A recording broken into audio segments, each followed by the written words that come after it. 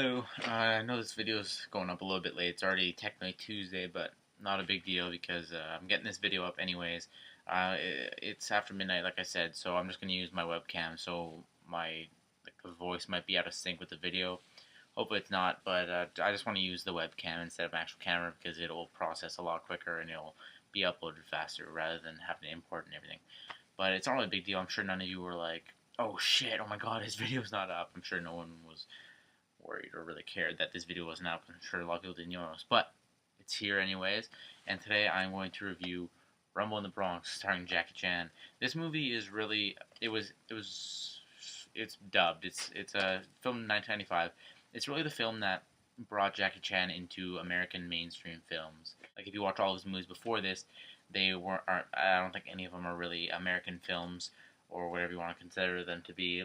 Some movies like The Drunken Fighting Master, or whatever it's called, that was originally a movie made in Hong Kong, but I believe that they dubbed over it and stuff, and they turned it into an American movie. Came out a few years later in the States. However, I'm going to get to this review now. So in this movie, Jackie Chan, a Hong Kong cop, comes from Hong Kong to New York.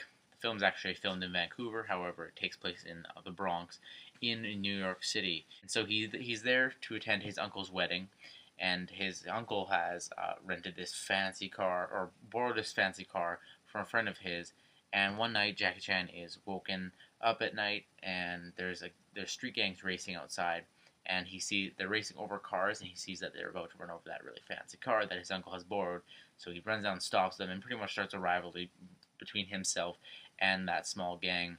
And it also escalates later when they are trying to rob his uncle's store that he's looking after his uncle has gone on vacation. So that all goes down, and so they're in a rivalry and stuff.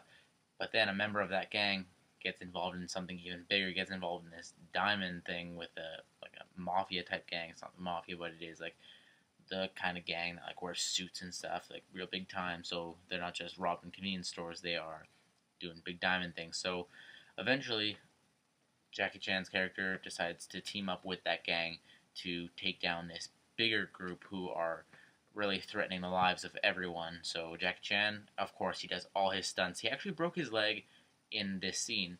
There's a scene where he jumps from a bridge off of the dock or something, a really high dock, onto a boat, and he actually broke his ankle. So they put it, or I'm pretty sure he broke it if he didn't just fracture or something. But they wrapped it up, put a brace on it or whatever, and he did the stunt again.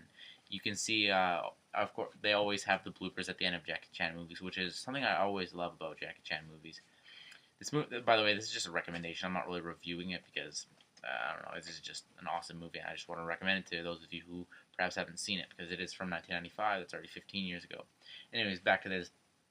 Jackie Chan, he always has the bloopers and shows the stunts at the end of his movies, and it's really awesome that he always does his own stunts. He even still does, even now he's close to 60 years old. He still does all his own stunts. Mind you, his movies aren't necessarily as action packed. Like they don't have as many stunts like The Spy Next Door.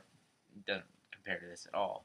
But he's an awesome stuntman, and he does a really good job at what he does. The dubbing in this movie can get a little bit annoying because it's really obvious, but it is a really good movie, and I would definitely recommend checking it out for sure. For sure. It's an hour and a half. Not that that really matters, because if you're gonna watch a movie, just watch the movie. Who cares? Whatever. But that's it for this week. Rumble in the Bronx. Dope movie. Definitely check that one out.